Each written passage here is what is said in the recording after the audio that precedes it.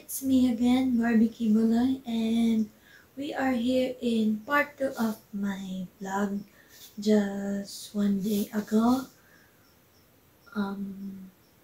Fashion budget tips, and now idadagdag ko yung mga tips ko kung paano maging fashion model kasi may nagtanong sa akin nung isang araw kung paano daw ba mag-fashion model, kung taga-province ka or taga Maynila or what.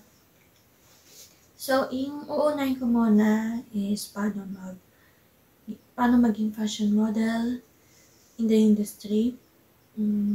First for me, paano maging fashion model is siguro kailangan meron kang kakilalang designer, meron ka dapat kakilalang designer or connections. And then, pangalawang tips ko is mag-enroll mag-workshop sa mga modeling classes or maybe agency. Pangatlo naman is yun, mag-audition, magpa-VTR sa mga modeling agency, company or what. And then, pang-apat ko naman is yun, siguro dapat may kakilala ka or may kaibigan kang model para magka-connection ka or para makapasok ka, like that. Pero some of my friends na models, halos hindi sila nag-enroll, hindi sila nag-aral kasi siguro talagang gift na sila sa kanila ni God yun na talagang may talent sila sa pag-model, like that. And then, sa pag-fashion designer naman, based sa experience ko, hindi ako nag-aral ng fashion design. Ang inaral ko is fashion styling sa FIP Ortigas. And then, ayun, nagka-connection ako kasi yung teacher ko, inalubilo kami sa mga iba't ibang mga tao, mga tanyag na tao sa industry, like that. Pero, ang importante doon is paano maging fashion designer. Number 1 is optional. Ang option ko para maging fashion designer is mag-enroll sa mga fashion schools or pangalawa, connections kung may mga kakilala. Pangatlo, mag-aral sa YouTube or what, mga napapanood, like that. Pero ang pinaka-importante kasi sa akin is connections. Yun talaga, connections. Kasi, what if nag-aral ka nga, nag-study ka nga sa isang fashion school, kaso wala ka namang kakilala or ganyan or what, hindi ka pa rin makapasok sa fashion world kung nag-aral ka lang sa fashion school, like that.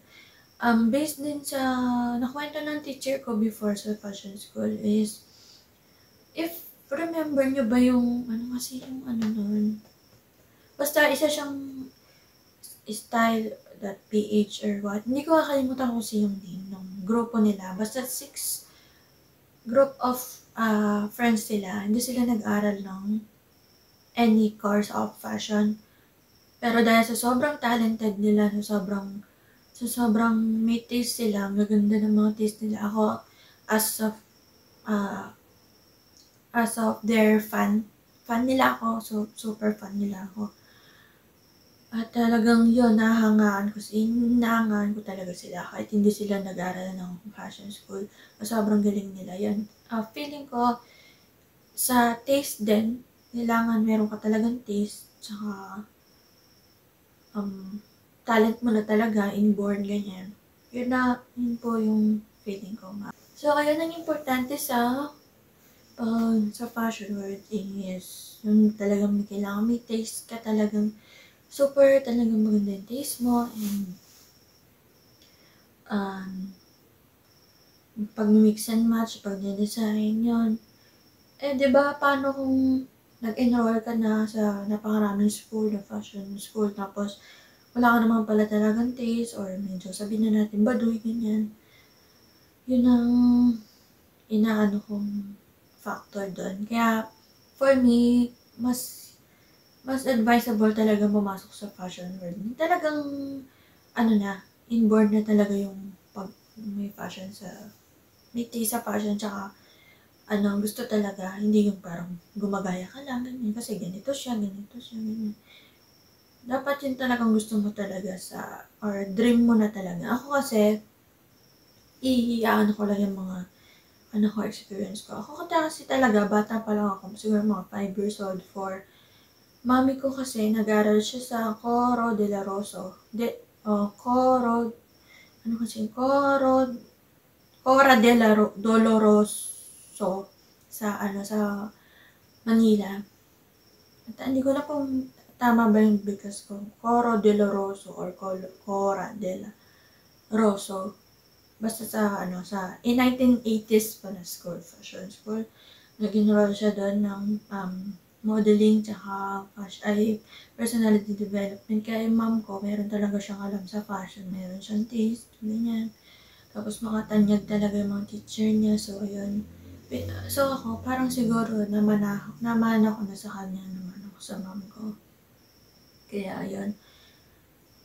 Tapos, kung ka naman, kung hindi ka talaga inborn, yung parang, wala kang napagmanahan, wala kang, yung parang nahihirapan ka talaga sa fashion, wala kang masyadong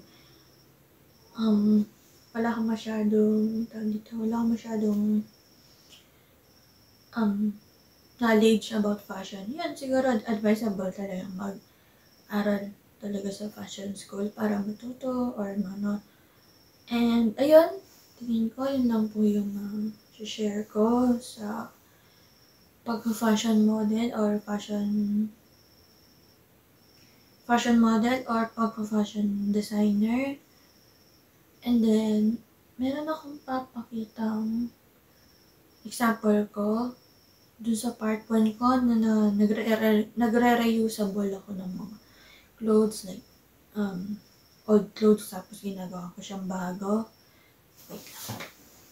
So, yun, may papakita akong sample ng cortina na ginawa kong sexy siya na parang two-piece type na costume. Hindi ko pa ito na-showcase, pero dahil gusto ko talaga kayong mag-knowledge about fashion. Papakita ko na, kahit hindi ko pa na-showcase sa mga fashion show ko. Yan. Tapos ito naman yung sa top. Yan. And then, yun. Dati siyang cortina na ginawa ko siyang ganyan. So, bala ko pa sana siyang i-showcase, pero dahil for my vlog, pinakita ko na.